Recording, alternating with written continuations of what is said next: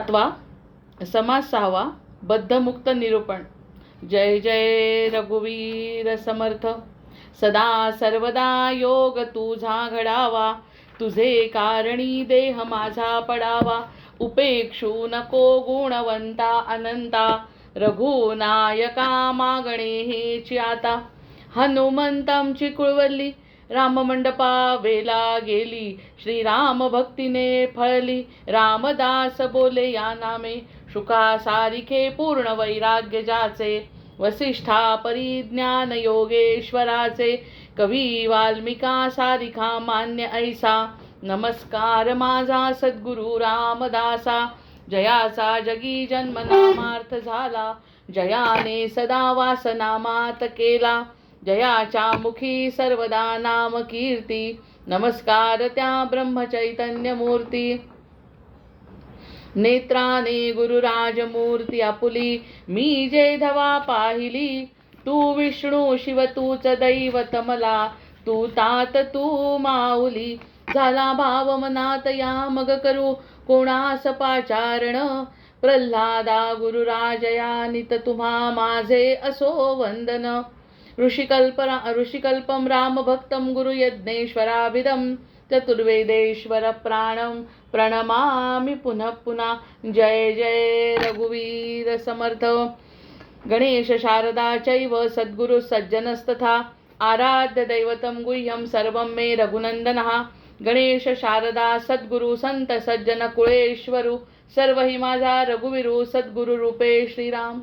माझे आराध्य दैवत परमगुह्य गुह्यातीत, गुह्यपणाची मात न चले जेथे. यो जातो मरुदंशजो क्षिततले, संबोधयन् सज्जनान् ग्रंथं यो रचयन् सुपुण्यजनकं श्रीदासबोधाभिधं. यः कीर्त्या पठनेन सर्वविदुषां स्वान्तापहारी सदा, सोऽयं मुक्तिकरक्षितौ विजयते श्रीरामदासो गुरुः. मला वाटते अंतरित्वा वसावे, तुझ्या दासबोधासित्वा बोध व्हावे. अपत्यापरी पाववी प्रेमग्रासा, महाराजया सद्गुरु रामदासा. ब्रह्मानंदं परमसुखदं केवलं ज्ञानमूर्तिं, द्वन्द्वातीतं गगनसदृशं तत्त्वमस्यादिलक्ष्यम्. एकं नित्यं विमलमचलं सर्वधी साक्षिभूतं, भावातीतं त्रिगुणरहितं सद्गुरुं तन्नमामि. गुरुर्ब्रह्मा गुरुर्विष्णु गुरुर्देवो महेश्वरः, गुरुः साक्षात् परब्रह्म तस्मै श्री गुरवे नमः. अनेन प्रियतां देवो भगवान् जानकीपतिः, श्रीरामचन्द्र पूर्वेषाम् अस्माकं कुलदैवतं. श्रोता वक्ता श्रीराम समर्थ. जय जय रघुवीर समर्थ. जय जय रघुवीर समर्थ. अतिशय सुंदर पद्धतीने आपण ते विवेचन ऐकलंय. श्रोता वक्ता श्रीराम समर्थ. या ठिकाणी श्रोत्याचा सहभाग जास्त आहे. वक्त्याला इतका आनंद झालेला आहे की इतका वेळ श्रोता बोलतोय आणि ते सगळं समर्थ ऐकून त्याचं वर्णन करतात आहे. कारण बऱ्यापैकी श्रोता तल्लीन झालाय आणि तल्लीन झाल्यामुळे त्याला असं वाटतंय की बरं आपल्याला समजलंय. त्याने प्रश्नच असे विचारले आणि ते सगळे प्रश्न अगदी उत्तरासारखे सुंदर आहेत. जसं उत्तर द्यावं तसा प्रश्न आहे. प्रश्न विचारणंच उत्तर आहे. त्यासाठी कर्कटीचं उदाहरण अतिशय सुंदर आहे. कर्कटीला ब्रह्मज्ञान झालेलं आहे आणि ब्रह्मज्ञान झालं म्हणजे कसं झालं की तपश्चर्या करून झालं. साधं ब्रह्मज्ञान नाही. म्हणजे ब्रह्मदेवांची पण आता मागे जायचं म्हणतं तर ब्रह्मदेवांना सुद्धा जन्मानंतर तप करावं लागलं. त्या तपश्चर्येतूनच त्यांना ब्रह्मांडाची निर्मिती करायला सांगितलं. तपश्चर्याच्या शिवाय काही नाही. अशा ब्रह्मदेवांची उपासना केली कर्कटीने. सत्याची उपासना करणं सोपं नाही. किती कडक तपश्चर्या तिने केली आणि त्या तपश्चर्येतून तिला जे ब्रह्मज्ञान प्राप्त झालं प्रत्यक्ष ब्रह्मदेवाच्या मुखातून.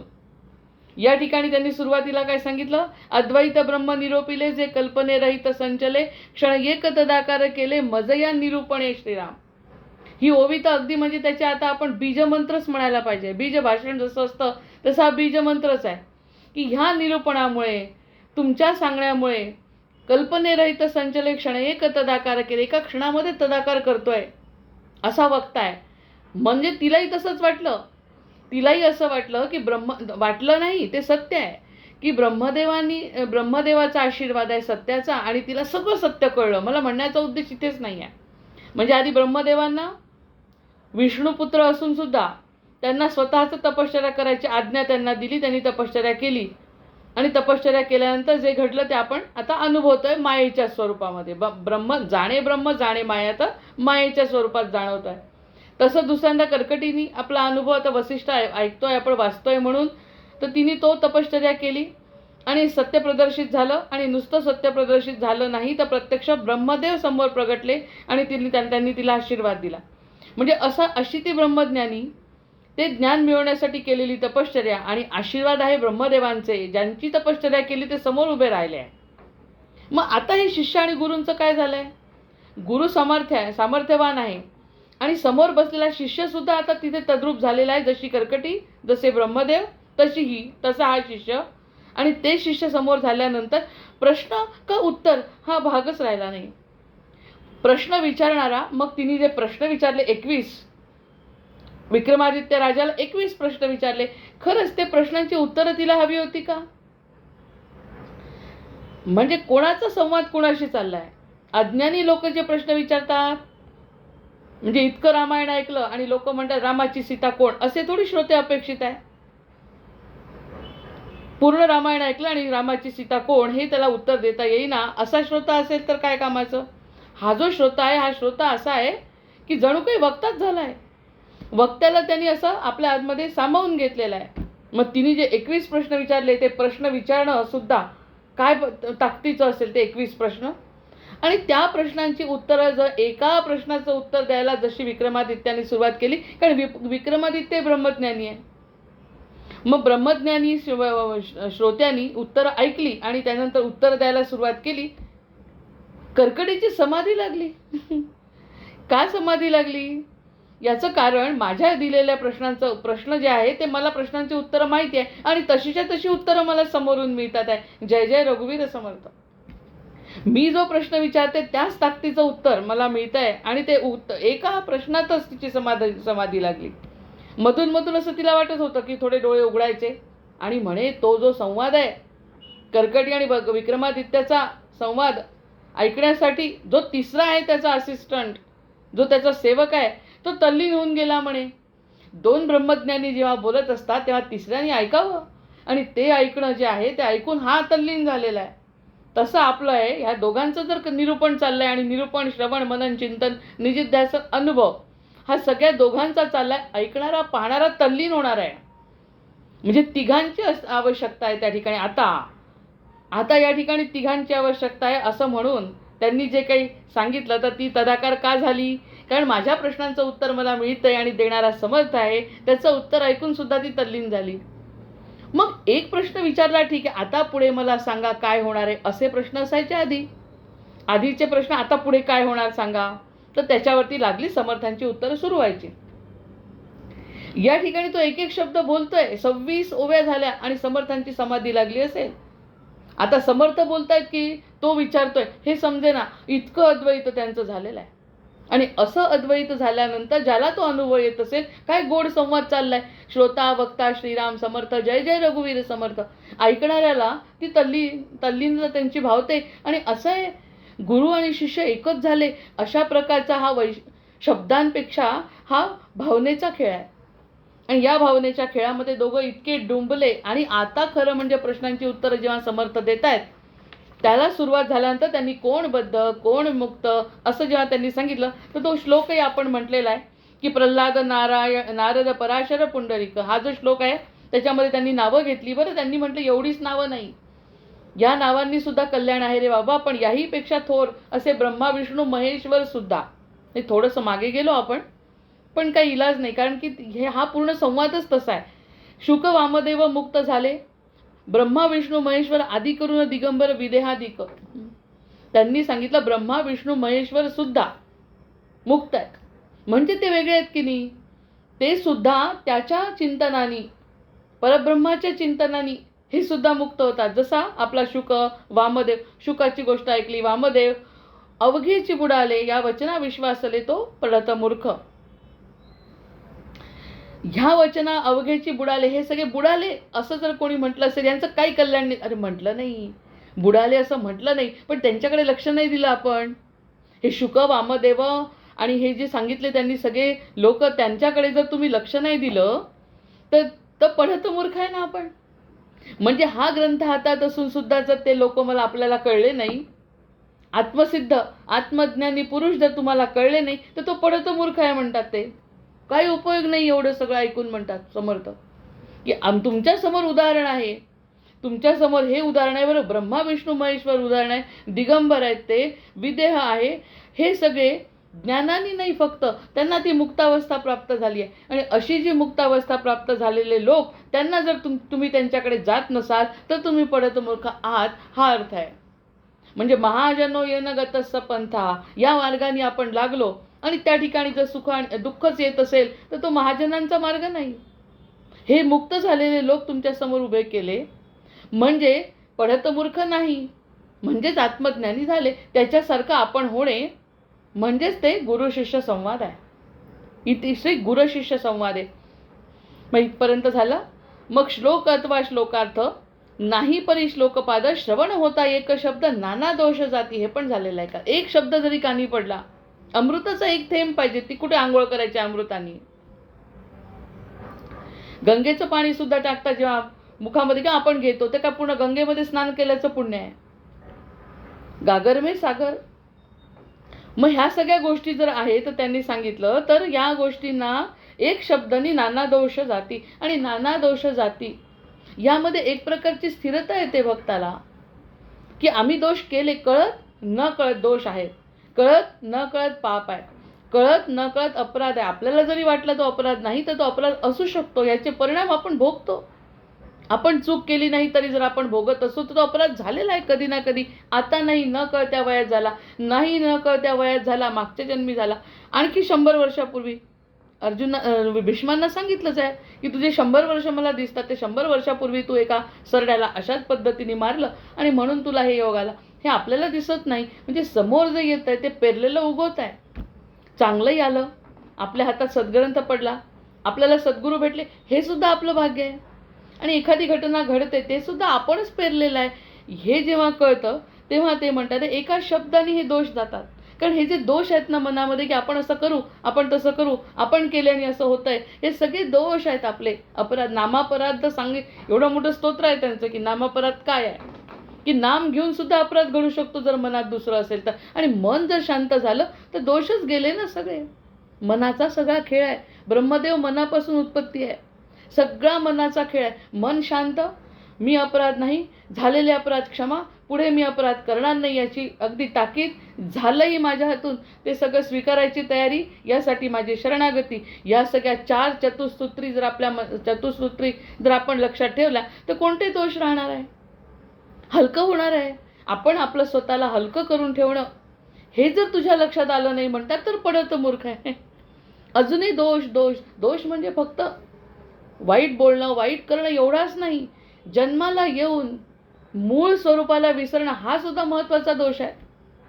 अतिशय मोठा दोष आहे की आपण स्वतःला विसरत नाही, ओळखत नाही आणि पूर्ण जगाला ओळखायचा प्रयत्न करतो. हे सगळं जर तुला लक्षात आलं ना तर एका कणामध्ये, एका क्षणामध्ये, एका शब्दामध्ये हे सगळे दोष नाश पावतात.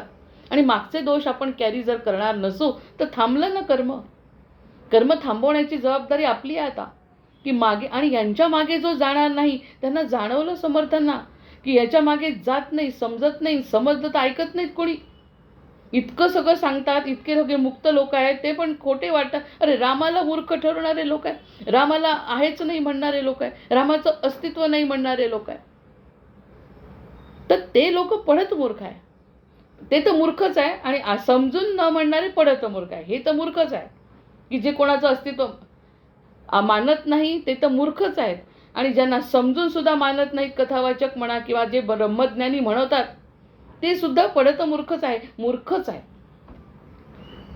इतकं स्पष्ट आहे. आता ऐकून न बघता झाला. आणि मग त्यांनी म्हटलं की हे सगळे लोक जे आहेत ते जन उद्धारासाठी आलेले आहेत, आणि त्यांचं जर आपण ऐकलं, तुम्ही म्हणजे आपण, त्यांचं जर आपण ऐकलं नाही तर हे दोष शिल्लक राहतील. आता कळलं नाही, पुन्हा जन्माला येते. मग हे पुन्हाला जन्माला पण, आणि इतकं सुंदर जर तुम्हाला आयुष्य वाटत असेल की आपल्याला पुन्हा जन्माला यावं लागतं, तर यावं. मनाला विचार करून बघावा, सिंहावलोकन करून बघावं. चांगलं वाईटाने विणलेलं जीवन आहे. चांगलंही मिळत नाही, वाईटही मिळत, प्रत्यक्षात आपलं असं काहीच नाही. हे जेव्हा लक्षात येतं खरंच जन्माला येण्याची गरज आहे का, हे जर चिंतन आलं तर त्या ठिकाणी शरणागती निश्चित आहे. या क्षणी मला ही जी जाणीव झाली, हे माझ्यासाठी मोक्षकारक आहे, हे माझ्यासाठी बंधनाची निर्मिती न करणार आहे, हे सगळं मला तुझ्याशी मिळवून देणारं आहे. ह्या ऋणानुबंधाच्या गाठी मला आता कळल्या आहेत. हे कळणं म्हणजेच त्यांचं म्हणणं आहे की हे शब्द श्रवण एका दोष नसते. तेव्हा आणि तेव्हा फक्त दोष निर्मिती थांबू शकते, अन्यथा दोष घडतच राहतात. कर्म हा आपल्या देहाचा स्वभाव आहे. चांगला आणि वाईट कर्म हा आपला देहाचा स्वभाव आहे, ते घडतच राहतं. त्याच्यावरती नियंत्रण मनाने जर ठेवलं गेलं तर बाकी त्या कर्माला. मग अर्जुनाला बाण मारायला सांगत असताना तू मला मी सांगतो म्हणून बाण मार म्हटल्यावर त्याला कुठे कर्म निर्मिती झाली? तो तर राजा झाला. आपण जर मारलं कोणाला एक थापड जरी, तर ती 10 पटांनी वापस येते म्हणतात. बुमरँग सारखं आपण एक गोष्ट करतो ती 10 पट आपल्याला येते.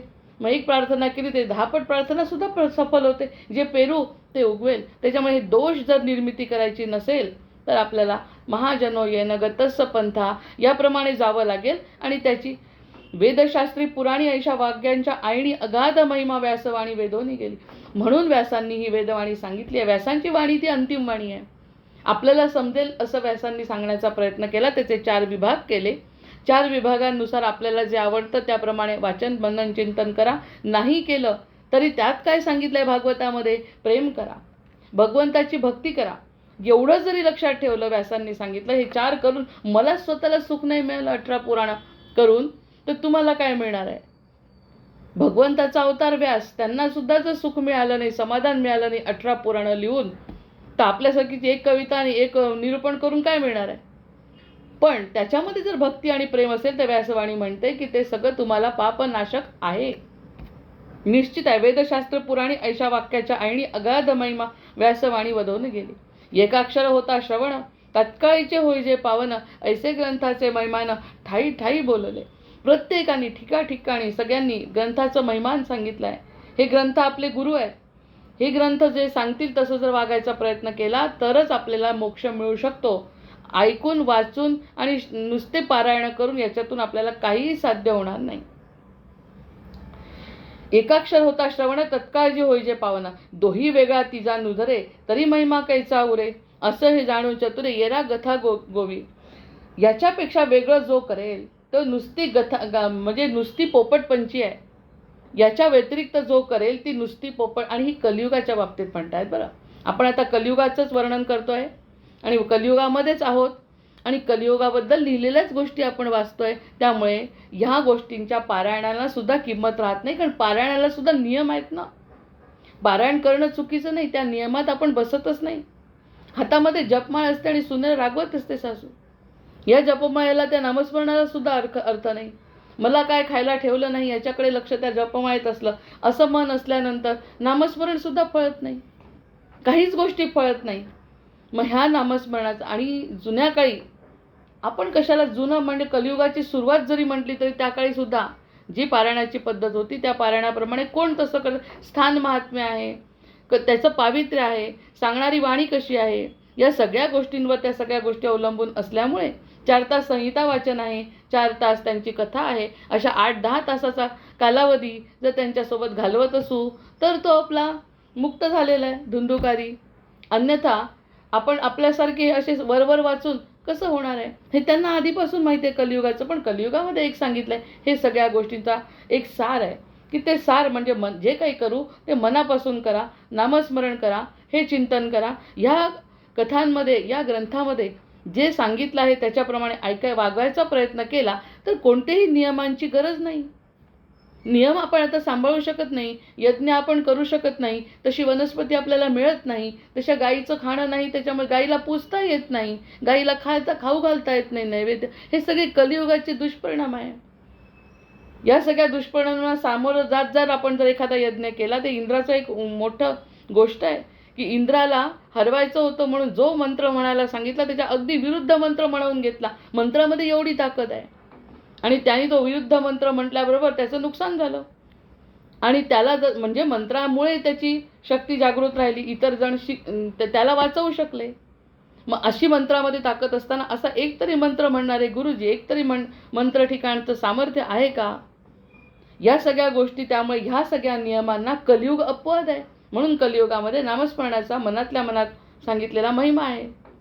मग हे सगळं असताना या बाकी सगळी म्हणजे नुसतं चोथा आहे, नुसती पोपटपंची आहे जर त्याचा उपयोग केला नाही. आणि उपयोग जर केला तर वाचन नाही केलं तरी तो व्यक्ती मुक्त होऊ शकतो. आणि ही ताकद त्रेता आणि राम आणि सत्ययुगापेक्षाही कलियुगामध्ये सोपी झाली. आपल्या लक्षात राहत नाही, आपल्याला बुद्धी नाही, आपलं पाठांतर नाही, आपल्याला एवढं ज्ञान नाही, आपण एवढे वर्ष घालवत नाही.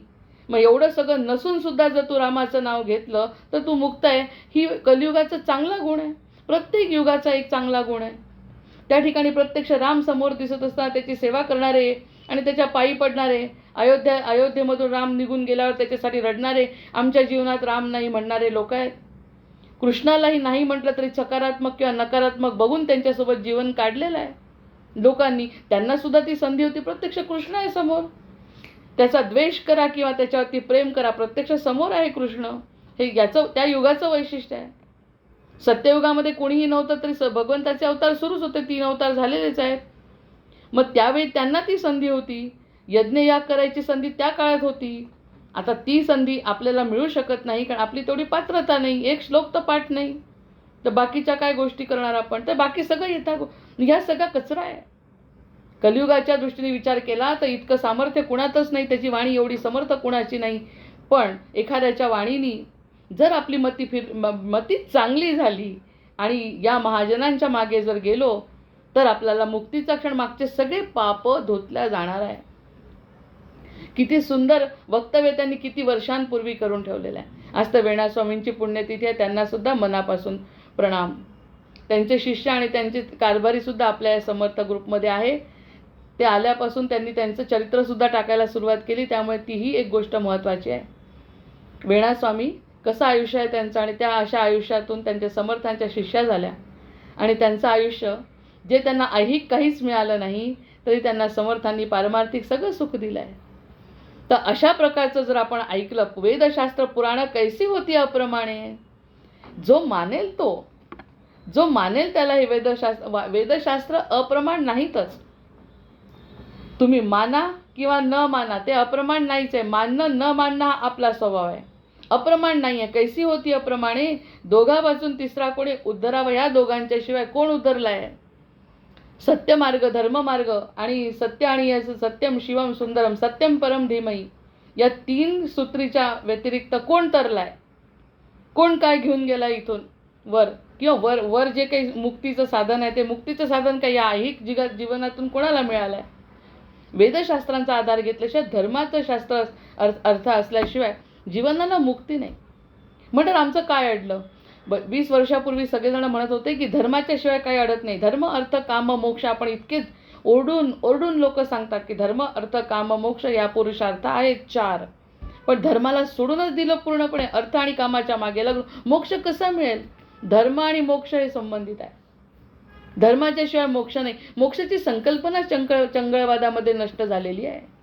मोक्षाची संकल्पनाच नाही. आत्ताचं जे सुख आहे ते खरं सुख आहे म्हणतात आणि नंतर रडत बसतो आपण सुद्धा तसेच आहे. आपण सुद्धा आधी सगळ्या चंगळवादामध्ये लक्ष गेल्यामुळे मोक्ष संकल्पना नाही, कारण धर्म नाही, आणि धर्म नाही तर मोक्ष शक्यच नाही. हे सगळे धर्म आणि मोक्ष हे इतक्या संलग्न कल्पना असून सुद्धा धर्माकडे दुर्लक्ष करणे हे केल्यामुळे कलियुगामध्ये ही अराजकता माजली आहे. आणि ते कलियुगाचं वैशिष्ट्य आहे. जसं कौरव 100 आणि पांडव 5 असं त्या द्वापाराचं वैशिष्ट्य आहे. त्या ठिकाणी रामचंद्रांच्या वेळेस एकच फक्त धोबी असा निघाला, बाकी, आणि रावण त्याचा खरा शत्रू म्हणून. ह्याच्या व्यतिरिक्त चांगलं सत्याचा मार्ग आहे. धर्म 3 पायावर. आता कुणीच धर्माला न मानण्यामुळे एका पायावर बिचारा उभा आहे कसा बसा. काही लोक चांगले आहेत आणि काही लोक सांगत राहतात, त्याच्या भरोशावर चाललंय, पण तरीसुद्धा 90% लोक तिकडे वळत असल्यामुळे त्याला अप्रमाण न मानले तर हा मोक्षाचा रस्ता त्यांना सापडणे आणि त्यांना नकोच आहे. जे अज्ञानी आहे, ज्यांची इच्छा नाही, त्यांना मोक्षाची इच्छाच नाही आहे किंवा मोक्ष काय आहे हे समजतच नाही. या क्षणाचं सुख हे माझं अंतिम सुख आहे असं म्हणणाऱ्यांना वेदशास्त्र पुराणं खोटे वाटतील. राम खोटा वाटेल, कृष्ण खोटं वाटेल, दशावतार खोटे वाटतील, सगळं खोटं वाटेल. हा त्यांचा प्रश्न आहे. त्यांचं भरूनच आलं नाही अजून पुण्य. वेदशास्त्रे पुराणे कैसी होती अप्रमाणे, दोघा वाचून तिसरा कोणी उद्धरावा. याच्याशिवाय कोणीही उद्धरला असं होऊ शकत नाही. आणि उद्धरला म्हणजे क्षणाची शांती त्यांना मिळते. घरदार सोडताना बुद्धाचा मी जास्त वर्णन करत नाही, पण त्यांना सांभाळून घेतलं लोकांनी. हा जर म्हणे लोकांचं दुःख पाहिलं तर पळून जाईल कोणत्याही क्षणी, किती सांभाळलं त्यांना. पण पूर्वपुण्याई अशी होती की ह्या सगळ्यामुळे मुलगा नाही, बायको नाही, घर नाही, राजवैभव नाही, काही दिसलं नाही, पटकन निघाले. कारण जीवनाचं सार्थक ठरलेलं आहे. मग ते जर तसं करू शकतात तर आपण याच्यातून इतकं वय झाल्यावर सुद्धा त्याच्यातून जर निघत नसू तर वेदशास्त्र पुराणांचा दोष आहे. दोष ऐकणाऱ्याचा दोष आहे. असं पुन्हा पुन्हा निक्षून. आणि धर्मग्रंथ धर्मच सांगणार आहे. धर्माव्यतिरिक्त धर्मग्रंथ काय सांगणार आहे. एकदा असंच झालं, शंकराचार्य आले. 4ही पीठाचे एकत्र शंकराचार्य होते. नाही, एक पीठाचे कमी होते. 3 शंकराचार्य आले आणि एकाने एक सांगितलं, तेच अगदी थोड्याफार बदलानी श्लोक सांगत दुसऱ्याने सांगितलं, तिसऱ्याने सांगितलं. सगळेजण म्हणाले काय तेच सांगतात. म्हणलं पीठाचे शंकराचार्य आहेत, ते काय वेगळं बोलणार आहे. ते आपलं ऐहिक बोलणार आहे का. आपल्या या समाजाबद्दल बोलणार आहे. आणि अशा समाजाबद्दल जर बोलत असतील तर ते शंकराचार्य कसे. शंकराचार्य जे आहेत त्यांचा पीठच त्यासाठी आहे की धर्माची स्थापना करायची, धर्माचंच कारण सांगायचं. आणि धर्म हा राजकारणापेक्षा वर आहे. मग ते दुसरं काय सांगणार आहे. दुसरं सांगितलं तर आपणच त्यांना म्हणू का शंकराचार्य असून असं कसं बोलताय. कोणता धर्म, काय धर्म, कोणत्या कुळाच्या, काय सगळं आपल्याला काय धर्माची आवश्यकता आहे. 3ही शंकराचार्य, एकाचं झालं 1 तास की दुसऱ्याचं झालं की तिसरा. आणि 3घही जण एकमेकांकडे बघून हसत होते. ज्यांना आवडत होतं त्यांना आवडत होतं. अन्यथा म्हणे हे सगळं धर्माचार्य आहेत तर डॉक्टरांकडे गेल्यावर इंजेक्शनच देतील ना, औषधच देतील ना. मग हे सगळ्या गोष्टी ज्यांचं त्यांनी करायचं, फक्त धर्माचार्यांनी करायचं नाही असं कसं. उलट तेच तर आपले मोक्षदाते आहेत. तेच तर आपल्याला सांगणार आहे की धर्म म्हणजे काय आणि तुमचं कल्याण कशात आहे. तुम्ही कोण आहे खरं पाहिलं, आपण कोण आहे हे सांगणारे धर्माचार्य आहेत. आपली आईसुद्धा जे सांगू शकत नाही, आपले वडीलसुद्धा जे सांगू शकत नाही ते गुरु सांगतायत. आई एवढंच सांगेल, माझा मुलगा आहे, माझ्यासारखा आहे, माझ्यासारखे संस्कार आहे, मी अतिशय उत्तम संस्कार त्यांच्यावरती करतो. हेच आपण आपल्या मुलांच्या बाबतीत करू शकतो. पण गुरु त्याला वैयक्तिक ओळखतो. आई फक्त ह्या देहापुरतं ओळखते. गुरु त्याला जन्मापासून ओळखतो. त्याला अंतिम सुख गुरु देतो. त्यामुळे धर्म आणि गुरु ही संकल्पना हे तुम्ही मानलं त्याचं कल्याण आहे, नाही मानलं त्याला पुन्हा पुन्हा जन्माला यायचं आहे. त्याच्या कर्मानुसार जन्माला यायचं आहे. कर्माची स्थापना, कर्म संपणार नाही आहे. मग शुकमुक्त हे झाले. म्हणजे म्हणसी काष्टी लागो न पडला, तोची एकमुक्त झाला शुक, तोही अनुवादाला नाना निरूपण. आता नाना निरूपणांमधून शुकालाच सांगितलंय ना, आणि शुकाचंच वर्णन केलंय ना. आणि शुक व्यासांचा मुलगा आहे. ज्ञानी व्यासांचा मुलगा शुक आहे. शुकाचंच वर्णन येत आहे ना निरूपणांमध्ये. आणि त्या शुक वामदेव मुक्त झाले असं जेव्हा म्हणतात तेव्हा शुक त्यांनी काय उपभोगलं आयुष्य. कलियुगामध्ये तर उपभोगू देतात. चार्टर्ड प्लेननी जातात संन्यासी सुद्धा, उपभोगा म्हणतात. जा, ऐश्वर्य आहे भगवंताचं ऐश्वर्य आहे. स्वतः पुष्पक विमानात भगवंतच उडले आहेत. त्या काळी कोणीच पाहिलं नाही असं पुष्पक विमान भगवंतांजवळ होतं की नाही. मग ऐश्वर्य संपन्न भगवंत आहे. पण फरक वृत्तीत आहे ना. चार्टर्ड प्लेनमध्ये जायचं म्हणजे सगळ्यांना गुंडाळून जायचं आहे का.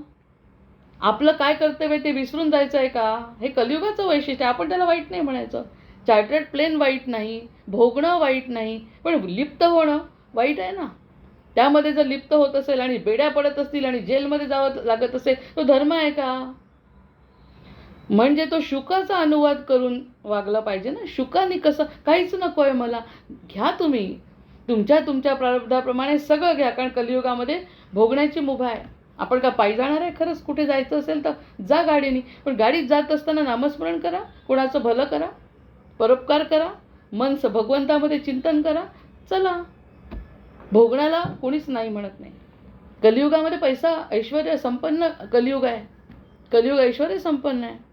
पण त्यामध्ये ऐश्वर्य संपन्न जे लुप्त होतात ते मोठे मोठे संन्यासी सुद्धा पतन होतात. संन्यासाचं तर पतन होतं तर आपल्यासारखेचा प्रश्नच नाही. अज्ञानी लोकांचा प्रश्न आहे, जिथे संन्यासी टिकू नाही शकत तिथे आपण काय, ते संन्यासी नसतातच. जय जय रघुवीर समर्थ. संन्यासी म्हटलं तर पतन कसं शक्य आहे? सर्वसाधारण एकमती स्थिर झाल्यावरच तर पतन शक्य नाही आहे. मनाला सांभाळता येतं स्वतःच्या.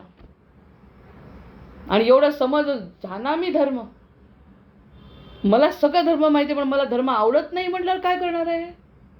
मला सगळं धर्म माहिती आहे पण मला आवडत नाही, मला धर्माने वागायचं नाही, मग कसं होणार आहे? या सगळ्या गोष्टी. मग निरूपण कोणाचं ऐकायचं आहे? शुकाचं. कोणी ऐकायचं आहे? ज्याला मुक्त व्हायचं आहे. संपला मुद्दा. ज्याला मुक्त व्हायचं आहे, ज्याला स्वतःचं कल्याण करायचं आहे, त्यांनी शुकाचं चरित्र ऐकावं. शुकासारिखे पूर्ण वैराग्य ज्याचे. आपले समर्थच आहेत आपल्याजवळ, आणि त्यांचे नेत्राने गुरु राजमूर्ती आपुले, असे दोघं तिघं ही एवढी मोठी परंपरा आहे. मग या परंपरेचं श्रवण करणं, ह्यानी आपले पापक्षालन तर होणारच आहे आणि कर्म राहणार नाही शिल्लक. केलं तर त्यांनी केलं, जे काही केलं ते त्यांनी केलं आहे, त्याच्यामुळे सगळा भार त्यांच्यावर आहे. आणि ते काय करू शकत नाहीत आपल्यासाठी. ते आपल्यासाठी तर आपले आहेत ते. त्यांना न मानल्यामुळे हा सगळा जो घोळ झाला आहे, जो पाप झाला आहे, ते पापांच्या राशी अपराध. आणि ते अपराध कशामुळे झाले? भगवंताच्या वैष्णवी मायेमुळे झाले. त्याच्यामुळे एकदापर्यंत पापांना क्षमा आहे. कारण मीच टाकलं होतं तुझ्यावरती जाळं. भगवंत म्हणतात मीच जाळं टाकलंय, अडकला तू. पण अडकल्यानंतर जर लक्षात आलं की आपण त्याच्यातून निसुट्ट होऊ शकतो, तर बाकी माझं जाळं पण वाईट नाही. कारण ही एक प्रकारची परीक्षा आहे, प्रत्येकाची परीक्षा आहे, प्रत्येक जीवाची परीक्षा आहे वेगवेगळी. त्या परीक्षेमध्ये सद्गुरू बाहेर काढतात. आईवडील किती टिकतात, आपणही मुलांसाठी टिकू शकत नाही, पण जन्मानुजन्मापासून सद्गुरू तत्व आपल्याजवळ आहे. त्यामुळे या निरूपणाने शुक तोही अनुवादला, त्याचा अनुवाद करा, त्याच्या मार्गाने चला. ह्या निरूपणाने मुक्त होणार आहे. म्हणून पुन्हा पहिलं निरूपण, अद्वैत ब्रह्म निरूपिले जे कल्पने रहित संचले, क्षण एक तदाकार केले मज या निरूपणे श्रीराम. म्हणजे समर्थ आणि शिष्य किती एक झाले आहेत. बद्धमुक्त निरूपणामध्ये सांगत असताना बोलणारा बद्ध कसला आहे? ऐकणारा मुक्त आहे आणि बोलणाराही मुक्त आहे. जय जय रघुवीर समर्थ. शुक तोही अनुवादला नान. आणि मुक्त म्हणजे भोगू नये, कर्म करू नये, हे सोडा ते सोडा, याच्याशी बोलू नका, हे करू, काहीच नाही सांगितलं. फक्त मनाने माझे व्हा याच्या, आणि माझ्यावरती सगळा भार सोडा. जे मी करतो त्याच्या साक्षी भावाने बघा, मी जे तुमच्यासाठी करतो ते साक्षी भावाने बघा. आणि मग त्याच्यातून जो स्थिरता येते, समाधान येते, त्या ठिकाणी मग आपली मुक्ती आहे. अन्यथा कुठेही मुक्ती सापडणार, कुठेही शांतता समाधान सापडू शकत नाही. त्या व्याकरणकारांचं उदाहरण छान आहे. व्याकरणकार सारखे म्हणत असतात की या लोकांना मूर्खांना काही समजत नाही, मला दुसऱ्या गावात जायचं आहे, दुसऱ्या गावातले प्रॉब्लेम्स वेगळे. आपल्या गावात निदान 4 लोक ओळखत तरी होते, मान देत होते, सन्मान करत होते, काहीतरी. परगावात जेव्हा गेलो तर कोणीच ओळखत नाही, आणखी अपमान होत जातो. आणखी दुसरीकडे गेले, आणखी अपमान. शेवटी म्हणाले नाही समजलं तरी चालेल, येतो मी मूर्खांच्याच गावी. किती प्रेम आहे यांचं माझ्यावर म्हणे. म्हणजे ते मूर्खहीपणात राहिला, ज्ञानही बाजूला राहिलं आणि प्रेम उजागर झालं. आणि पुन्हा ते आपल्या गावामध्ये येऊन त्यांचं ते व्याकरण शिकवणं सुरू करू लागले. कारण की त्यांना समजलं, यांचं नाही समजलं यांना, पण निदान प्रेमता आहे आमच्यावर. बाकीच्या ठिकाणी तर मला अव्हेरलं, मला बाकीच्या ठिकाणी गेलो तर माझा अपमान केला. या ठिकाणी मी सांगत असताना त्यांना समजत नसलं तरी निदान 2 गोष्टी प्रसादाच्या आणत तरी होते खायला मला. त्या लोकांनी तर मला हाकलूनच दिलं. या सगळ्या गोष्टी जेव्हा अनुभवाने त्याला समजतात तेव्हा आपलं गावच बरं म्हणून ते व्याकरणकार सुद्धा आपल्या गावामध्ये वापस येतात. म्हणजे प्रेम आणि भक्तीपुढे सगळीकडे फिरून आल्यावर प्रेम आणि भक्तीच्या ठिकाणी स्थिरता मिळते. असा हा अनुभव आपल्याला निरूपणातून मिळू शकतो, अन्य कुठेही. आणि याचं श्रवण, याचं चिंतन, श्रवण चिंतन मनन करत राहिलं तर या निरूपणाने मुक्तीचा मार्ग मोकळा होतो. शुकमुक्त ऐसे वचन, वेद बोलिला हे प्रमाण, परितो नव्हता अचेतन ब्रह्माकार. जेव्हा सांगितलं ना तेव्हा तो अचेतन होता का? परितो नव्हता अचेतन ब्रह्माकार. तो अचेतन नव्हता, अवस्था चेतनाची आहे पण ब्रह्माकार नव्हता. अचेतन होता का? अचेतन झाल्यावर आपल्याजवळ राहिलंच काय? कोणाला बघायचं? भगवंत उभाही राहिला तर अचेतन अवस्थात कसं दिसणार आहे? म्हणजे देहाची आवश्यकता आहे, अचेतन थोडी आहे. चेतन अवस्थेमध्ये आहे पण ब्रह्माकार नाही आहे ना. ब्रह्माकार म्हणजे तो आणि मी वेगळा नाही. जो गोंदवलेकर महाराजांचं ते वचन किती मला इतकं ते म्हणजे इतकं हृदयाला म्हणजे भिडलंय की रोज आठवतं, असं वाटतं आपलंही तसंच होईल कदाचित. आपण मारे गोष्टी सांगतो 3-3दा 10-10 वेळा ती आठवतो आणि प्रत्यक्षात जर वेळ आली, घेतलीच समर्थांनी परीक्षा, तर आपण तेच उत्तर दिलं जे म्हातारीने दिलं. त्या म्हातारीचं उत्तर येऊ नये तोंडात यासाठी तरी कमीत कमी ही गोष्ट मला पुन्हा पुन्हा आठवते. म्हातारी आले समोर, म्हातारी म्हणते नाही. ते म्हणलं अगं मी तुझ्या समोर बसलो आणि ये ना माझ्या मांडीवर. त्यांच्या मांडीवर झोपणं यासारखं सुख नाही. कशाला 90 नंतर जगायचं होतं मला समजत नाही. मला समजत नाही म्हणजे हे असं गोष्ट आज माझ्यावर मरण आलं तर कदाचित तसंच वाटेल. पण एक ती गोष्ट जेव्हा एखादी गोष्ट आवडते ना त्याच्यातच मन रमतं. अगं पटकन हो म्हणायचं, महाराज म्हणतायत बस माझ्या मांडीवर, जायचं ना पटकन. पण जात नाही ना, आपलं मन त्या ठिकाणी जात नाही, हा प्रश्न आहे. म्हणून त्यांनी अचेतन नाही आहे, ते चेतन अवस्थेत आहे पण ब्रह्माकार नाही आहे. त्यांच्या शब्दावर पूर्ण विश्वास असतात. रात्री 12 वाजताही त्यांनी म्हटलं की येते का, माझ्या मांडीवर झोपते का, म्हणजे याचा अर्थ आपला वेळ आलाय अंतिम, फटकन हो म्हणायला पाहिजे, अशी साधना करायला पाहिजे. त्याच्यासाठी भाग्य लागतं त्यांनी आपल्या घरात येणं. पण ते म्हणत अचेतन नाही आहे, ब्रह्माकार नाही आहे. सतत सतत त्याचाच विचार करायचा. कोणत्याही वेळी काहीही झालं तरी महाराज आपले करतील. आमच्या शेजारचे ते बाई म्हणतात ना, माझा हा फक्त देहमध्ये येतोय म्हणे, माझं आणि कृष्णाचं एकरूप झालंय ते आहेत महानुभावी. त्या म्हणतात मी आणि कृष्ण एकरूप आहे हे मला जाणवतं, मला जगण्याची इच्छा पण नाही, पण जोपर्यंत देह आहे ना तोपर्यंतच मला कृष्ण समजेल, अन्यथा कसं समजेल म्हणतात. आणि कृष्ण आणि मी एकच आहे, देह फक्त मध्ये आहे म्हणतात. हा फक्त देहमध्ये आहे. मी म्हटलं फटकन तुमच्या पायावर पडायला पाहिजे, इतकी मोठी गोष्ट तुम्ही बोलताय. ही काही साधी गोष्ट, देहमध्ये आहे त्याच्या आणि माझ्या, ही सगळ्यात मोठी संकल्पना त्या बाईंनी सांगितली की माझा देह जर नसता तर मी आणि तो एकच आहे, पण देह आहे म्हणून तो आहे हे मला समजताय. या दोन्ही गोष्टी, जाणे ब्रह्म जाणे माया. जय जय रघुवीर समर्थ. म्हणजे क्षणोक्षणी असे अनुभव आपल्याला समर्थ देतात. याच्याकडे बघ हा कसा बोलतो, त्याच्याकडे बघ तो कसा जगतो, आणि मी काय सांगतो. याच्यापेक्षा तिसरं काहीच नाही. याच्यापेक्षा चौथं असा स्वतःचा विचार जर तू सोडून दिला, बाकी कर्मामध्ये स्वतःचा विचार कर. आज कोणते कपडे घालायचे, आज कोणाला काय द्यायचं, कुठे जायचं, काय खायचं, कुठे फिरायला जायचं, कोणाच्या सोबत जायचं, मुलांना आवश्यकता आहे तर मुलांच्या सोबत जायचं, हे सगळं करायचं. पण प्रश्न माझा आहे, बोट माझ्याकडे असलं पाहिजे. हे कलियुगाचं सोपेपण आहे. अचेतन ब्रह्माकार असता शुक योगेश्वर. आणि हा जो अचेतन आहे पण ब्रह्माकार आहे, अचेतन असून सुद्धा ब्रह्माकार असता शुक योगेश्वर, तरी सारासार विचार बोलणे न घडे. हां, आता अनुर्वाच्य समासाकडे जर या दोन्ही गोष्टी असतील, ब्रह्माकार आहे आणि समाधी अवस्थेत आहे, तर तो शुकयोगेश्वरच झाला. तो शुकयोगेश्वर झाला तरी सारासार विचार बोलणे न घडे. मग तो सारासार विचार बोलता येत नाही, कारण समाधी अवस्थेमध्ये आहे.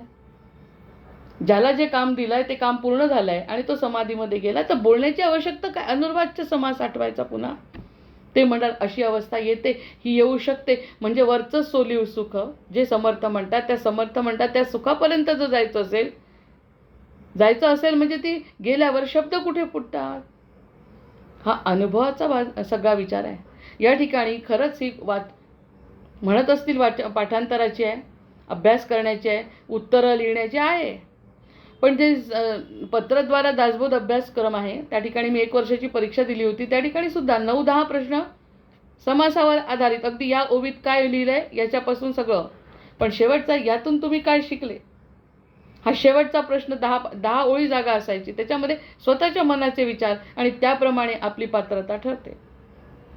त्या शब्दांमध्ये त्याचं उत्तर पाहूनच लिहायचं आहे ना सगळं. हे वाचायचं आणि त्याचं उत्तर लिहायचं. ओवी नंबरसुद्धा दिलेले असते, समास नंबर दिलेला असतो, ते पाहून लिहिलं. 90% मार्क्स मिळतातच. पण तरी शेवटचे 10% ज्याच्यात पात्रता बघतात ते या सगळ्या गोष्टीतून तुमचं मत काय, तुमचा एखादा अनुभव, तुमचा एखादा विचार, त्याशिवाय तो कोर्ससुद्धा पूर्ण होत नाही. म्हणजे ह्या नुसत्या प्रश्नांच्या उत्तरांना कधीच कोणी ना इंजिनिअरिंगने महत्त्व दिलं, ना मेडिकलनी महत्त्व दिलं, ना फिलॉसॉफीनी महत्त्व दिलं, ना परमार्थानी महत्त्व दिलं. जय जय रघुवीर समर्थ. जेवढं दिसतं तेवढं पाहणं आपलं काम नाही. जेवढं दिसतं तेवढं पाहिलं तो पडत मूर्ख आहे. त्याच्यावर जर काही बघू शकला, बघणेच नाही नुसते, त्याचा अनुभव, मग त्यावेळी बोलणे न घडे. त्यावेळी बोलणं करायची गरज. कितीतरी गोष्टी समजतात ना, सोडून देतो माणूस. कितीतरी गोष्टी समजतात, चांगल्या किंवा वाईट सोडून देण्याचं वृत्ती जेव्हा ही जरी 1% आपल्यामध्ये पात्रता आली, थोडीशी पात्रता वाढली आपल्या मनाची, तरी आपण मौनाकडेच जातोय सरळ, असं म्हणायला हरकत नाही. प्रत्येक गोष्टीवर चिंतन करून आपलं स्वतःचं भाष्य करणे आवश्यकता नाही आहे. मग त्यांनी अचेतन ब्रह्माकार असता शुक योगेश्वर तरी सारासार विचार बोलणे न घडे. जो ब्रह्माकार झाला, आता त्यांनी म्हटलं जो काष्ठ होऊन पडला शुक भागवत बोलेला परीक्षिती पुढे. किती सुंदर ओवी आहे, किती सुंदर ओवी आहे. त्यांनी म्हटलं जो ब्रह्माकार झाला, ज्याला ब्रह्माचा अनुभव आला, ब्रह्माकार झाला म्हणजे किती मोठं घबाड ठेवलंय. म्हणून समर्थाने एका समर्थामध्ये घबाड आहे तुमच्या समोर, नरदेहामध्ये तुम्हाला एक मोठं घबाड सापडलंय, ट्रेझर, खजिना तो सापडलाय तुम्हाला नरदेहामध्ये येऊन. आणि त्यातल्या त्यात चांगल्या ठिकाणी जन्म होऊन, आणि त्यातल्या त्यात सद्गुरू असतील आपल्या जीवनात, आहेत म्हणजे प्रत्येकाच्या जीवनात असतात, पण केलेले दीक्षा गुरु असे जर सगळे असतील तर ते ब्रह्माकार जर त्यांनी दिलेल्या आशीर्वादाने आणि याच्या प्रयत्नांनी जर तो आणि वेगळा राहिला नाही, तो आणि हा जर स्वतःला वेगळा समजत नसेल, म्हणजे त्याच्यासारखंच विशाल हृदय त्या भक्ताचं जर झालं तर विशाल हृदय. आणि आपल्या हृदयाचा गुण विशालता आहे. संकुचित हृदय आपलं असू शकत नाही, कुणाचंच नाही. अगदी फॉरेनचे सुद्धा लोक बघितले विशाल हृदयाचे असतात. खरे खरे जे असतात ना ते विशाल हृदयाचे, परोपकार मानतात, सगळं मानतात, तरी त्यांना परंपरा नाही, तरी त्यांना धर्म, सनातन धर्म नाही, तरी सुद्धा ते जे चांगले असतात त्यातले विशाल, कारण हृदय विशाल आहे. ज्यांनी हृदयाकडे लक्ष दिलं ते विशाल हृदयाचेच आहे. कारण हृदय कधी थोडक्यात समाधान मानत नाही, सगळे आपले म्हणतो. हां, नंतर बुद्धीचा आपला पगडा येतो आणि हे आपले नाही, ते आपले नाही, हे सगळे नंतरचे विचार आहे. मुळात लहान मूल जसं असतं तसं हृदय असतं, याचा अनुभव आपण घेतो सुद्धा, की आपलं हृदय. मग जो अशा प्रकारचा अनुभव जो घेतो, अशा प्रकारचा विशालतेचा अनुभव जो घेतो, तो म्हणतो तो काष्ठ होऊन पडला, निपचित होऊन पडला. दोन्ही अर्थाने घेऊ शकतं. निपचित होऊन पडला म्हणजे संपलं आयुष्य, किंवा काष्ठासारखा म्हणजे कोणत्याही प्रकारचे विचार त्याच्यामध्ये नाही, निश्चल. काष्ठ म्हणजे निश्चल, दोन्ही अर्थाने. देह गेला त्याचा तरीसुद्धा, आणि काष्ठ होऊन पडला म्हणजे कशाचंच काही घेणं देणे असतात. जडभरत, आपला लाडका जडभरताचे उदाहरण हृदय असतात. 4-5 गोष्टी महत्त्वाच्या हृदयस्पर्शी आल्या. जडभरताला काष्ठासारखा झाला, निपचित देह असून हा एवढा मोठा होता, देह त्याचा खूप मोठा, म्हणजे चांगला तगडा जवान होता, पण एवढं करून त्याचं लक्ष कशातच नव्हतं. रघुगण राजाला म्हणतोय मध्ये बसतोय इथे, चांगला तगडा माणूस दिसतोय, आपला एक नाही आहे पालखीवाला, याला घ्या म्हटलं, चला जसं म्हणाल तसं. पण आपल्याच नादामध्ये मुंगी जरी आली खाली तरी पाय उडवायचा, आणि पाय उडला की पालखी हलायची, पालखी हल्ली की राजा चिडायचा, हा कोण आणला आडदांड. कारण तो स्वतः ब्रह्माकार काष्ठरूपाने जगत होता, असा पण अर्थ आपण काढू शकतो. स्वतःचा विचार असा नाही. आणि विचारल्याशिवाय बोलायचं नाही ठरवलं होतं त्यांनी, विचारल्याशिवाय बोलायचं नाही. ज्ञानी एवढा ज्ञानसंपन्न, पण विचारल्याशिवाय, म्हणजे ज्या ठिकाणी योग्य आहे त्याच ठिकाणी बोलणार, आणि त्याचं कल्याण केल्याशिवाय सोडणारच नाही. त्याचं तर उदाहरण गांधारी सुद्धा आहे. गांधारीने डोळ्याला पट्टी बांधली, सती झाली, ती पतिव्रता ठरली, आयुष्यभर पट्टी बांधली. मग जर वाईट व्यक्तींनी वाईटासाठी बांधलेली पट्टी सुद्धा जर एवढी इफेक्टिव्ह होऊ शकते, आपल्या मुलाला ती म्हणते की तुला अजिंक्य अमर करते, असं जर तिच्यामध्ये ताकद येऊ शकते, तर हे मौनात असलेले लोक काय साधे असतील का? सगळं ज्ञान असून मौनात असणे, वाफच दवडायची नाही कुठे. आणि जी दवडली एकदा का काढली, तो मुखातून बाहेर आली वाणी की कल्याण केल्याशिवाय सोडणारच नाही. आणि अशाच वेळी वाणी बाहेर पडेल ज्या दिवशी सत्पात्री दान आहे. समोर सत्पात्री असेल, सत्पात्र असेल, तर त्याच्यासमोर त्याचं कल्याण केल्याशिवाय राहणार नाही. मग आपण सत्पात्र होण्याची तयारी करायला पाहिजे, तेव्हा कुठे समर्थ आपल्याकडे बघतील. आणि या ठिकाणी म्हटलं ना, आपल्याला आवडणे, आपल्याला शंकर आवडणे म्हणजे आपण नर आहोत, आतापर्यंत आवडतच नव्हतं, पण शंकराला आपण आवडणे म्हणजे नारायण आहे. जय जय रघुवीर समर्थ, नराचा नारायण होणार आहे. मग या सगळ्या ज्या संकल्पना आहे, त्या संकल्पना झालेला जो काष्ठ होऊन पडला, म्हणजे एक तर त्याच्या देहात चेतना असो किंवा नसो, ब्रह्माकार झालेल्याची चेतना संपलेली असेल तरी सुद्धा तो मुक्त आहे, आणि चेतना असेल तरी तो काष्ठासारखा आहे, म्हणजे त्याचं स्वतःचं असं अस्तित्व नाही. थोडा राग कमी होणं, थोड्या वेळ कोणावरती जबरदस्ती करणं किंवा आपलं आपलं मोठं मानणं हे जरी कमी झालं त्याच्यातूनही बराच आनंद मिळतो बरं. चिडून आणि करून ज्याच्यापेक्षा आहे शांतीने पुष्कळ आनंद मिळतो. तर ते मला अशा प्रकारचा विशाल हृदयाचा आनंद जे घेत असतील घ्यावा, घेत असतील म्हणण्यापेक्षा घ्यावा. तो काष्ट होऊन पडला शुक भागवत बोलीला परीक्षिती पुढे श्रीराम. हा जो शुक आणि भागवत सांगितलं ते परीक्षिताच्या समोर सांगितलं. शुक सांगणारा आणि परीक्षित ऐकणारा. श्रोता वक्ता श्रीराम समर्थ. जय जय रघुवीर समर्थ. तर या सगळ्या गोष्टी परीक्षितासमोर घडणे म्हणजे परीक्षित त्या पात्रतेचा आहे. मग याच्यातून तो पात्रतेचा होता आणि हे पात्रते होते, आपण थोडी पात्रतेचे आहे असं म्हटलं की कसं होणार. सगळेच होऊ शकतात तसे. अनादिकालापासून त्यांनी प्रत्येकाला ती वृत्ती दिली आहे. सगळेजण माझे होऊ शकतात. सगळेजण माझे होऊ शकतात. तो परीक्षिताचं फक्त एक उदाहरण सांगितलं सिंबॉलिक तुम्हाला की तो झाला, प्रल्हाद झाला आणि असे हनुमंत झाला माझा दास. हनुमंताची भक्ती करा तुम्ही सुद्धा तसेच त्याच्या कृपेला पात्र व्हाल म्हणण्याचा उद्देश हा त्यांनी केलं. म्हणजे कौतुक नाही सांगायचं त्याचं कौतुक म्हणून नाही सांगत, त्याच्यातून शिका असं म्हणतात. म्हणजे प्रत्येक गोष्टीला बिटवीन द लाईन्स आहेतच. जर मी त्याचं नाव घेतलं म्हणजे तो माझा प्रिय आहे आणि तू नाही असं अजिबातच नाही. तू लक्ष दे, तू त्याच्या इतकाच प्रिय होशील कारण तो मी तू वेगळं नाहीच आहे असा म्हणण्याचा उद्देश आहे. तो वेगळा. इथे आपले मनातले विचार असतात. तो जरा लाडकाच दिसतो, जरा समर्थांचा महाराजांचा जरा जास्तच लाडका दिसतो, मी जरा कमी दिसते, मला कमीच पेढा दिला, त्याला जास्तच केला, त्याच्याकडे जास्तच लक्ष देतात, त्याच्याचकडे डोळे असतात. हे सगळ्या ज्या गोष्टी आहेत ना त्या सगळ्या गोष्टी नाहीच आहेत म्हणतात ते. जो ज्याचं हृदय मोठं झालं त्याला ते मोठ्या हृदयाचे सगळे सामावलेले दिसतातच कारण तोही त्यातलाच भाग आहे ना. कारण म्हणून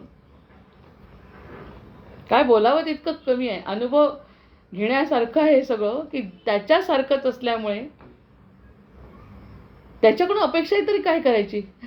ते तुकाराम महाराज जसे भांडायचे विठ्ठलाशी तसं झालं. काय भांडायचं, तो आणि मी जर एकच आहे तर मी जे करते तेच तो करतोय. माझ्याकडे दुर्लक्ष होत असेल तर चूक आहे, काहीतरी चुकत आहे म्हणून दुर्लक्ष होत आहे. माझं प्रेम होत असेल, माझ्याबद्दल प्रेम वाटत असेल, मी काहीतरी केलं आहे त्याच्यासाठी. या सगळ्या गोष्टींचा विचार केला तर काष्ट होऊन पडला शुक भागवत बोलला. शुक भागवत बोलला. शुक आणि भागवत सांगण्याचं काय करण्याचं, तो मुक्त आहे तर. शुकासारिखा मुक्त कोणीच नाही. व्यासांचा पुत्र म्हणजे ज्ञानाचा पुत्रच मुक्त. ज्ञानाचा पुत्र असा चार्टर्ड विमानात बसणारा नाही आहे. ज्ञानाचा पुत्र ऐशारामात जगणारा नाही आहे. ज्ञानाचा पुत्र मुक्त आहे. ज्ञानाच्याही पुढे गेला आहे तो. व्यासांच्याही पुढे गेलेला शुक आहे. आणि असा जो शुक आहे तो परीक्षिती पुढे सांगतोय. म्हणजे परीक्षिती किती भाग्यवान असला पाहिजे. जय जय रघुवीर समोर. आणि भाग्यवान आहे. आणि त्याचा 7 दिवसात मृत्यू म्हटल्यानंतर त्याला काहीही भीती वाटली नाही.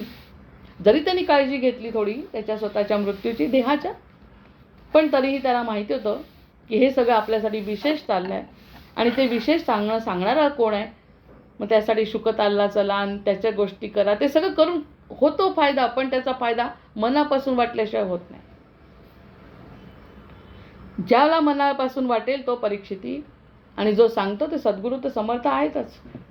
सांगणारे शुक आहेतच समोर शुक आहेतच. फक्त परीक्षिती आपण होतो का हा प्रश्न आहे. आणि परीक्षिती फार प्रेमाचा होता म्हणून त्याची गोष्ट वर्षानुवर्ष आणि युगानुयुग ऐकतो अशातला भाग नाही. परीक्षित आणि आपल्या या काळात सुद्धा म्हणजे जे संत असतात ते त्यांचेच अवतार असतात परीक्षितांचे. तर हे सगळे अवतार अजूनही सुरू आहे. मला तितकेच ते प्रिय आहेत. माझं प्रेम कोणावरचंही कमी नाही. मी वाईटांवरही प्रेम करतो तर तुमच्यावर करणार नाही का. फक्त तुम्हाला ते जाणवत नाही कारण तुम्ही परीक्षिती नाही. त्याच्यामुळे शुक भागवत बोलला परीक्षिती पुढे. निरूपण हे सारासार. या सगळ्याचं सारासार काय आहे, याचं सार काय काढायचं असेल तर निरूपण आहे. निरूपणालाच महत्त्व आहे. आणि आपण नेमकं निरूपणाला सुरुवात केलेली आहे. म्हणजे आपल्या हातात जो ग्रंथ पडला. निरूपण म्हणजे श्रवण आणि चिंतन मनन दोन्ही. वक्ता वेगळा नाही.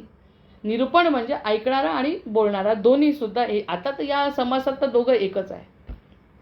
त्यामुळे त्यांनी म्हटलं की निरूपण हे सारासार. म्हणजे सगळ्यात चांगली गोष्ट हातात पडली. जगी धन्य तो दास सर्वोत्तमाचा ज्याच्या हातामध्ये ग्रंथ पडला. आणि निरूपण हे सारासार बोलीला पाहिजे विचार. धांडोळावे सचराचर दृष्टांता करणे. जसं ते खूण करतात ना, खूण आहे म्हणतात ना, दृष्टांत पाहिजे. वेगवेगळे दृष्टांत लावायचे, कसोट्या लावायच्या आणि त्या कसोट्यांमध्ये आपण वेगवेगळ्या दृष्टांतांनी सगळ्या सचराचरांकडे बघायचं.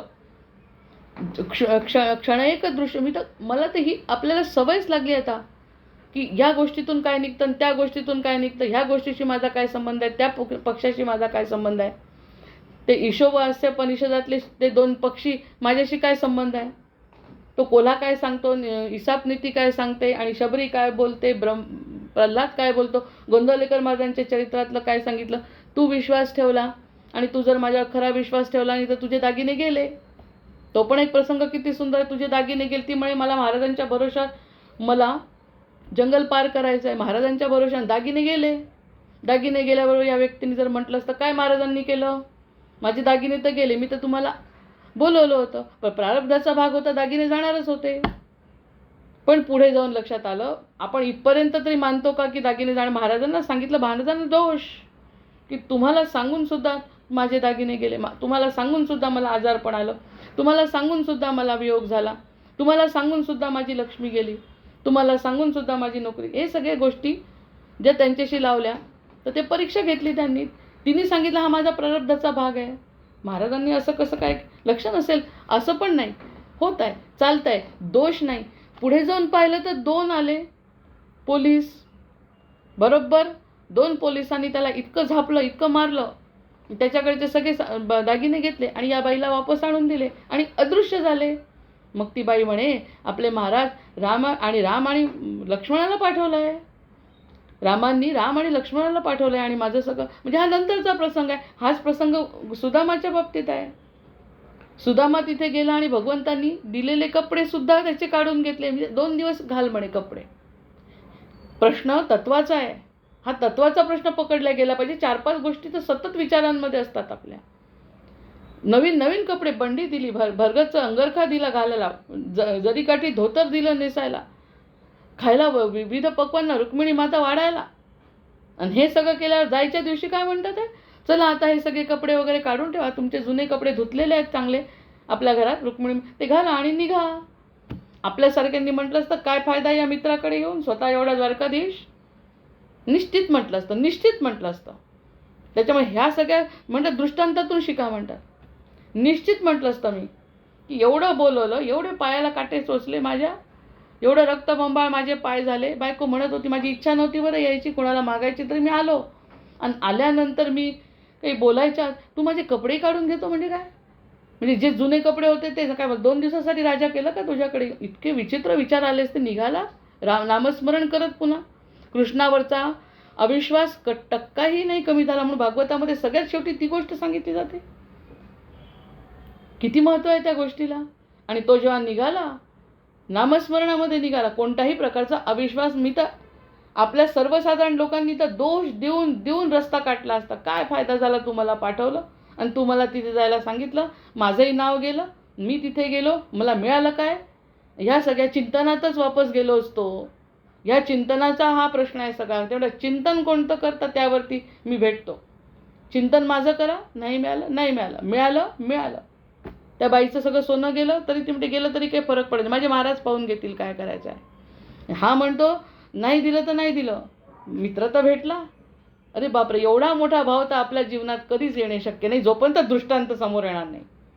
म्हणून ते दृष्टांत ठेवले. दृष्टांत समोर आल्याबरोबर नाही असं नाही वागायचं. कधी कधी परीक्षा असते बरं, जशी सुदामाने दिली, जशी शबरीने दिली, जशी त्या बाईंनी दिली, तशी परीक्षा त्याची शेवटच्या क्षणी महाराज येऊ शकतात. हे सगळे दृष्टांतातून आपण शिकतो, अन्यथा कसं शिकणार. मग त्याच्या दृष्टांतातून त्या सांगितलं आणि मग काय घडलंय सुदामाच्या बाबतीत देणारा तो आहे. आपण किती घेऊ, मग त्याला त्याची सुद्धा खंत वाटली. मी तर काही म्हटलं नाही असं. भगवंत म्हटलं तू म्हटलंच नाही, मला माहिती आहे ना तुला काय म्हणायचं. आणखी वरती त्याच्यावरती, अरे बाबा मी कुठे मागितलं तुला, मी मी कुठे म्हणतोय तू मागितलं, मला द्यायचं आहे ना. पण बरं आधी का नाही दिलं, तो प्रारब्धाचा भाग आहे. तू आधी का नाही दिलं, मग मला कशाला यायला लावलं. जोपर्यंत तू माझ्याकडे येत नाही तोपर्यंत प्रारब्ध संपतच नाही. जय जय रघुवीर, एकदा माझ्याकडे आला प्रारब्ध शिल्लकच नाही. जय जय रघुवीर समर्थ. म्हणून बोलता असे क्षणैकची निरूपण सारासार बोलिता पाहिजे विचार धांडोळावे सहचराचे दृष्टांता करणे श्रीमान क्षण एक ब्रह्मची भावे क्षणैक दृश्य धांडोळावे नाना दृष्टांती संपादावे वक्तृत्वासी श्रीराम असो भागवत निरूपण शुक बोलिला आपण तया अंगी बद्धपण लावू नये की श्रीराम. बोलूया उद्या. जय जय रघुवीर समर्थ. जय जय रघुवीर समर्थ. जय जय रघुवीर समर्थ. झाले साधनाचे फळ संसार झाला सफळ निर्गुण ब्रह्मते निश्चळ अंतरी बिंबले श्रीराम. ही सेव झाला मायेचा झाला निवाडा तत्वाचा साध्य होता साधनाचा ठाव नाही श्रीराम. स्वप्नी जे जे देखील ते ते जागृतीस उडाले सहजची अनुर्वाच्य झाले बोलता नाही श्रीराम. ऐसे हे विवेके जाणावे प्रत्येक खुणेसी बाणावे जन्ममृत्याच्या नावे शून्याकार श्रीराम. भक्ताचे निसाभिमाने कृपा केली दाशरथीने समर्थ कृपेची वचने तो हा दासबोध श्रीराम. 20 दशक दासबोध श्रवणद्वारे घेता शोध मन न करत्यास विशद परमार्थ होतो श्रीराम. 20 दशक दोन्हीचे समास साधके पाहावे सावकास विवर्ता विशेष कळो लागे श्रीराम. ग्रंथाचे करावे स्तवन स्तवनाचे काय प्रयोजन येथे प्रत्ययास कारण प्रत्यय पाहावा श्रीराम. देहे तव पाचा भूताचा करता आत्मा तेथीचा आणि कवित्व प्रकार मनुष्याचा काशावरून श्रीराम. सकळ करणे जगदीशाचे आणि कवित्वची काय मानुषाचे ऐशा प्रमाण बोलण्याचे काय घ्यावे श्रीराम. सकळ देहाचा झाडा केला तत्व समुदाय उडाला तेथे कोण्या पदार्थाला आपुले म्हणावे श्रीराम. ऐसी ही विचाराची कामे उगेच भ्रमो नये भ्रमे जगदेश्वरे अनुक्रमे सकळ केले श्रीराम. जय जय रघुवीर समर्थ. जय जय रघुवीर समर्थ. वंदे देवं विष्णुमशेष स्थितिहेतुं त्वामध्यात्मज्ञान विरंतर हृदिभाव्यं. हेया हेयद्वन्द्वविहीनं परमेकं सत्तामात्रं सर्वरदृष्टं ऋषिरूपं. प्राणापानौ निश्चयबुद्ध्या हृदिरुद्ध्वा हित्वा सर्वसंशयबन्धं विषयोवान्. पश्यन्ति शम्यं गतमोहायतयस्तं वन्दे रामं रत्नकिरीटं रविवासम्. मानातीतं माधवमाद्यं जगदादिं मानातीतं मोहविनाशं मुनिवन्द्यं. योगिद्धेयं योगविधानं परिपूर्णं वन्दे रामं रञ्जितलोकं रमणीयं. भावाभावप्रत्ययहीनं भवमुख्यै योगासक्तैर्र्चितपादाम्बुजयुग्मं. नित्यं शुद्धं भक्तिमनन्तं प्रणवाख्यं वन्दे रामं वीरमशेषासुरधावम्. त्वं मे नाथो नाथितकार्या किलकारी मानातीतो माधवरूपो किलधारी. भक्त्यागम्यो भावितरूपो भवहारी योगाभ्यासैर्भावितचेतः सहचारी. त्वामद्यन्तं लोकततीनां परमीशं लोकानां नो लौकिकं. भक्तिश्रद्धा भावसमेतैर्भजनीयं वन्दे रामं सुन्दरमिन्दिवरनीलं. को वा ज्ञातुं त्वामतिमानं गतमानं मानासक्तो माधवशक्तो मुनिवन्. वृंदारण्ये वृन्दितवृन्दाकरवृन्दं वन्दे रामं भवमुखवन्द्यं सुखकन्दं. नानाशास्त्रैर्वेदकदम्बैर्प्रतिपाद्यं नित्यानन्दं निर्विषयज्ञानमनादि मत्सेवार्थं मानुषभावं प्रतिपन्नं वन्दे रामं मरकतवर्णं मथुरेशम्. श्रद्धायुक्तो यः पठतीमं स्तवमाद्यं ब्रह्मं ब्रह्मज्ञानविधानं भुविमर्त्या. रामं श्यामं कामितकामप्रदमीशं ध्यात्वा पातकजालैर्विगत स्यात्. सीताकांत स्मरण. जय जय राम महारुद्र हनुमान की जय. जय जय रघुवीर समर्थ. भर्जनं भवबीजानामर्जनं सुखसंपदां तर्जनं यमदूतानां राम रामेति गर्जनम्. आवाहनं न जानामि तवार्चन पूजाञ्चैव न जानामि क्षम्यतां परमेश्वर क्षम्यतां परमेश्वर क्षम्यतां परमेश्वर.